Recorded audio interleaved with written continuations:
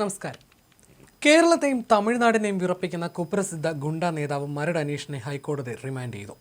പോലീസിനെ ആക്രമിച്ച സംഭവത്തിൽ എറണാകുളം സെൻട്രൽ പോലീസ് 2025 രജിസ്റ്റർ ചെയ്ത കേസിലാണ് നടപടി. പനമ്പുകാട് വെച്ച് മുളവുകാട് പോലീസ് നാടകീയമായി പിടികൂടിയ അനീഷിനെ വിട്ടുകിട്ടാനായി തമിഴ്നാട് പോലീസ് കസ്റ്റഡി അപേക്ഷ നൽകിയിട്ടുണ്ട്. കഴിഞ്ഞ വർഷം ജൂൺ 14 കോയമ്പത്തൂരിലെ എട്ടിമട ദേശീയപാതയിൽ പട്ടാപ്പകൽ നടന്ന സ്വർണ്ണ കവർച്ചയിലാണ് തമിഴ്നാട് പോലീസ് കേസെടുത്തത്. തൃശൂർ സ്വദേശിയായ സ്വർണ്ണ വ്യാപാരിയെ തടഞ്ഞു നിർത്തി മുഖംമൂടി ധരിച്ച 5 അംഗ സംഘം 1.25 കിലോ സ്വർണവും പണവും കവരുകയായിരുന്നു. ഈ 5 അംഗ സംഘത്തിൽ മരട് അനീഷും ഉണ്ടായിരുന്നു. അന്ന് 3 പ്രതികളെയാണ് പിടികൂടിയത്. മരട് അനീഷും മറ്റൊരു പ്രതിയും ഒളിവിലായിരുന്നു. തൃശൂർ ജില്ലയിലെ പാലക്കൽ സ്വദേശിയും സ്വർണ്ണാഭരണശാലയുടെ നിർമ്മാണ യൂണിറ്റിന്റെയും ഉടമയുമായ ജെയ്സൺ ജേക്കബിനെ ആക്രമിച്ചാണ് കവർച്ച നടത്തിയതെന്ന് കോയമ്പത്തൂരിലെ KG ചാവടി പോലീസ് വ്യക്തമാക്കിയിരുന്നു. ചെന്നൈയിൽ വിവിധ കടകളിൽ നിന്ന് വാങ്ങിയ 1.25 കിലോ സ്വർണവുമായി ചെന്നൈയിൽ നിന്ന് തീവണ്ടി മാർഗം കോയമ്പത്തൂർ റെയിൽവേ സ്റ്റേഷനിൽ എത്തിയതായിരുന്നു ജെയ്സണും ജീവനക്കാരനായ വിഷ്ണുവും. അവിടെ നിന്ന് കാറിൽ തൃശൂരിലേക്ക് മടങ്ങുന്നതിനിടയിലാണ് സംഭവം. പാലക്കാട് ഭാഗത്തേക്കുള്ള ദേശീയപാതയിൽ ഒരു പെട്രോൾ പമ്പിന് സമീപം എത്തിയപ്പോൾ ലോറി കുറുകെയിട്ട് സംഘം കാർ തടഞ്ഞു.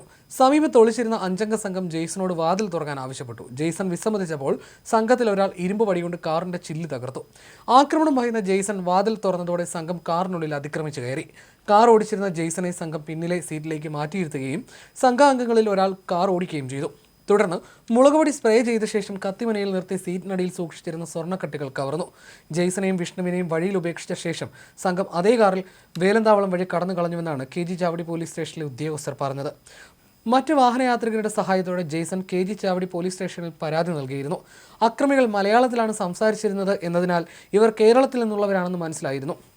രാവിലെ 6:45 കാർ കൈക്കലാക്കിയ സംഘം 2 കിലോമീറ്ററോളം സഞ്ചരിച്ച ശേഷമാണ് ജെയ്സണെയും വിഷ്ണുവിനെയും ആക്രമിച്ചത്. കാറിൽ ഉണ്ടായിരുന്ന 60,000 രൂപയും സംഘം കവർന്നിട്ടുണ്ട് എന്നായിരുന്നു കോയമ്പത്തൂർ SP എന്ന് പറഞ്ഞിരുന്നത്. പ്രതികളെ പിടികൂടാൻ കേരള പോലീസുമായി ചേർന്നാണ് കോയമ്പത്തൂർ പോലീസ് അന്വേഷണം നടത്തി വന്നത്. കൊച്ചിയിലെ പ്രമുഖ സ്പായുടെ മറവിൽ ഹണി ട്രാപ്പ് നടത്തി വന്ന അനുപമ രഞ്ജിത്തിനെ തേടിയെത്തിയ പോലീസിന് മുന്നിലേക്കാണ് അപ്രതീക്ഷിതമായി മരട് അനീഷ് വന്നുപെട്ടത്. 2020 ഇടപ്പള്ളിയിൽ വെച്ച് ഡോക്ടറെ നഗ്നനാക്കി ഫോട്ടോ എടുത്ത് 5 ലക്ഷം രൂപ തട്ടാൻ ശ്രമിച്ച കേസിലെ പ്രതിയാണ് അനുപമ.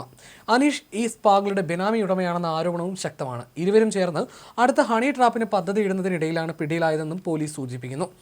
2025 പുതിയ കേസുമായി ബന്ധപ്പെട്ട് കൊച്ചി പോലീസ് അനീഷിനെ ചോദ്യം ചെയ്തതിനെ തുടർന്നാണ് ഹൈക്കോടതി റിമാൻഡ് ചെയ്തത്. അതേസമയം തമിഴ്നാട്ടിലെ ലുക്കൌട്ട് നോട്ടീസ് നിലനിൽക്കുന്നതിനാൽ ചാവടി പോലീസ് ഇയാളെ വിട്ടുകിട്ടാൻ കടുത്ത ശ്രമം നടത്തുന്നുണ്ട്. എന്നാൽ തമിഴ്നാട്ടിലേക്ക് കൊണ്ടുപോകുന്ന വഴിയിൽ അനീഷിനെ വധിക്കാൻ ഗൂഢാലോചന നടക്കുന്നുണ്ടെന്നും തമിഴ്നാട് പോലീസിന് വിട്ടു നൽകരുതെന്നും ആവശ്യപ്പെട്ട് അനീഷിന്റെ ബന്ധുക്കൾ തന്നെ രംഗത്തെത്തിയിട്ടുണ്ട്.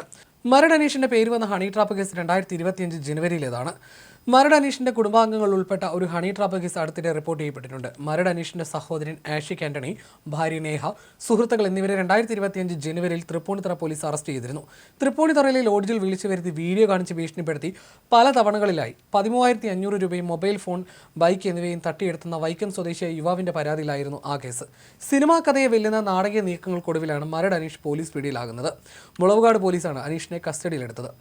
ഒരു യുവതിക്കൊപ്പം സ്പായിൽ സമയം ചെലവഴിക്കുകയായിരുന്നു അനീഷ്. ഏറെക്കാലമായി പോലീസിന്റെ കണ്ണു വെട്ടിച്ച് നടക്കുകയായിരുന്ന അനീഷിനെ ഒട്ടും പ്രതീക്ഷയില്ലാതെ കൈപ്പിടിയിലായ സന്തോഷത്തിൽ കൂടിയാണ് കേരള പോലീസ്.